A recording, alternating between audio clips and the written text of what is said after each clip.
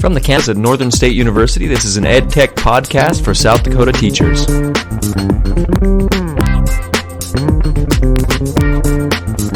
Hello, Dr. Frankum here for another week of our podcast, and I am glad to be here with you. So one of the things that I want to talk about today, well, mainly the one thing that I want to talk about today, involves motivation for learning. And I think a lot of teachers ask this in their classes. How do I motivate my students to learn? What are some ways that I can motivate them? The reason why I'm talking about motivation on an educational technology podcast is because a lot of times people think that technology is what motivates students. It's the bells and whistles, right? They get to see a cool animation. They get to hear a cool noise, or whatever else the technology offers. So motivation and technology have often been linked as a good learning tool. We've thought that technology should be there because it motivates students to learn. Let's use technology to motivate students. But that's not necessarily the case. Motivation and technology don't always go hand in hand. And really what motivates students is not necessarily the technology, it's the deeper concepts of motivation that could come through use of technology or without, that we're going to talk about today. Okay, so again, motivation is not necessarily provided by technology. It's provided by what the technology could offer or may offer, the principles of motivation that have been discovered through research and through study. And so what I want to do is talk first about intrinsic versus extrinsic motivation and differentiate these two terms, and then talk about a model to support motivation in your classroom, and then tie it back into how technology might be a motivating factor as long as it uses those principles of motivation. So first of all, intrinsic versus extrinsic motivation. And I'll start with extrinsic motivation. Extrinsic motivation is not the good kind of motivation. When you're trying to motivate somebody to learn extrinsically, then you're maybe offering like a piece of candy when they finish their task. So extrinsic motivation means that the student is motivated outside of his or herself. Like there's something extrinsic to the student that is motivating him or her to learn. And research has found actually that this is not a very powerful way of motivating students, that if they are not intrinsically trying to learn on their own type of motivation, if they're being motivated extrinsically, that this is not a very good way for them to be motivated. It's not very effective. Intrinsic motivation, on the other hand, is motivation that comes from within the student. And so when we're intrinsically motivating someone, we're trying to take advantage of that motivation that's already within the student to do good or to learn. And we're just maybe enhancing it a little bit with the way that we present materials, with the way that we do things. So those are the two different types of motivation. Again, extrinsic is motivation that comes from outside of the student, and intrinsic is motivation that comes from within the student to want to learn. Although you can help support intrinsic motivation, and I'm going to talk about a model for intrinsic motivation right now.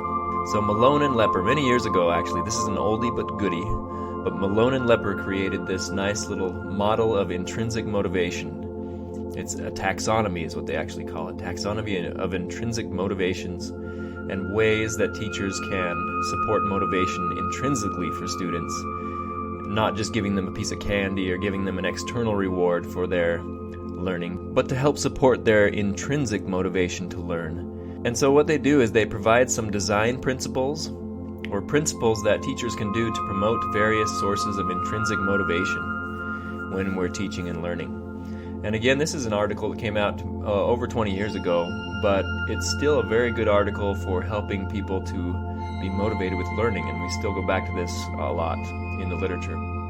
Okay, so what are the elements of the model then? Well, first is control. Promote students' sense of control over the activity. So again, we're talking about intrinsic motivation versus extrinsic.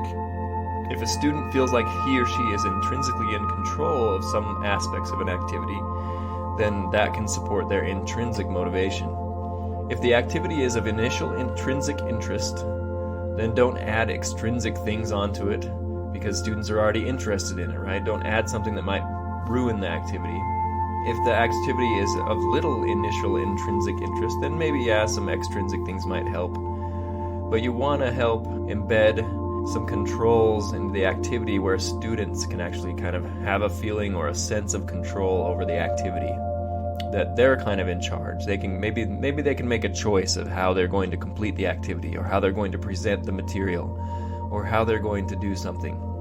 That helps to support intrinsic motivation for learning. The next one is challenge. Provide students with a continuously challenging activity. Now that's a tough one. How do we get challenging activities for each student? That's hard. Every student is on a different level. We don't know exactly what level every student is on sometimes, to provide them with an appropriate level of challenge. But that is what the principle is to provide students with a continuously challenging activity. Now, a way to do this might be to actually help students to set goals and work with students on setting their goals to have an appropriate level of challenge. Today in our schools, it's kind of a difficult situation because we have students of varying abilities all within one grade and in one class. And it's hard to challenge for instance, high achievers, and you can't really do that with the whole class. You have to leave the bottom students behind, I guess, if you wanted to do that. But I think a lot of differentiation goes into this as far as learning is concerned, figuring out exactly the right types of activities for each student to provide an appropriate level of challenge for their learning. One suggestion that they also give to help provide an appropriate level of challenge is to have multiple goals and then intermediate levels of goals, maybe, to help students to meet those goals and to move toward challenges. The next principle is curiosity, and the principle says to provoke students' curiosity. And so, as a teacher, some suggestions you can do to promote their curiosity, of course, is to highlight areas maybe of inconsistency, incompleteness, inelegance in their knowledge, employ activity involving domains, problems. Case studies come to mind as we pique students' curiosity, finding case studies that match what they're interested in. Other things that they might be interested in is matching and finding other activities that may match students' interests and curiosities as they learn. I think one good tip with this is to point out things that just don't make sense, or that are inconsistent, or that don't work out right. And students having to puzzle in their mind or think about what that means. That can promote curiosity. The last one is contextualization. This is the last principle in the motivational model of Malone and Lepper, or the taxonomy of intrinsic motivations. Contextualization. And it says highlight the functionality of an activity.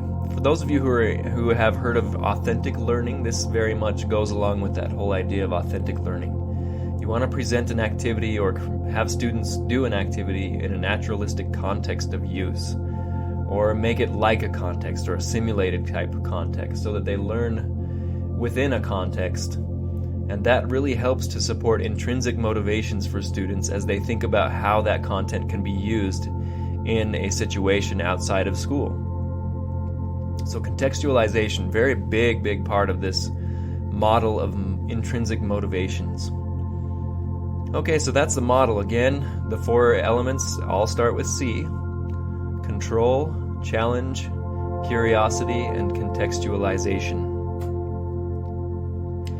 Now, when people talk about technology in education and how motivating technology is, it's not just because the technology itself is motivating, it's because it supports these basic principles of motivation. For instance, number 1, control.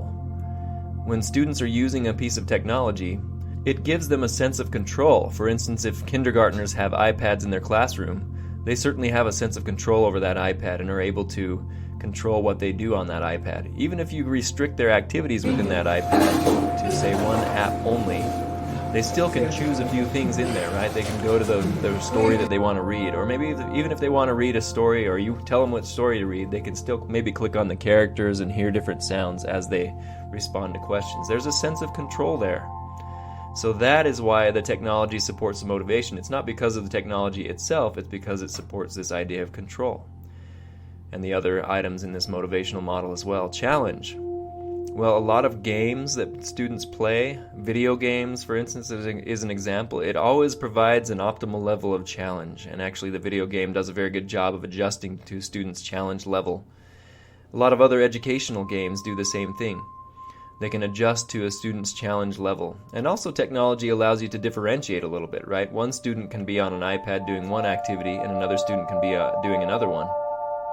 So they can have appropriate challenge in that way as well. Curiosity.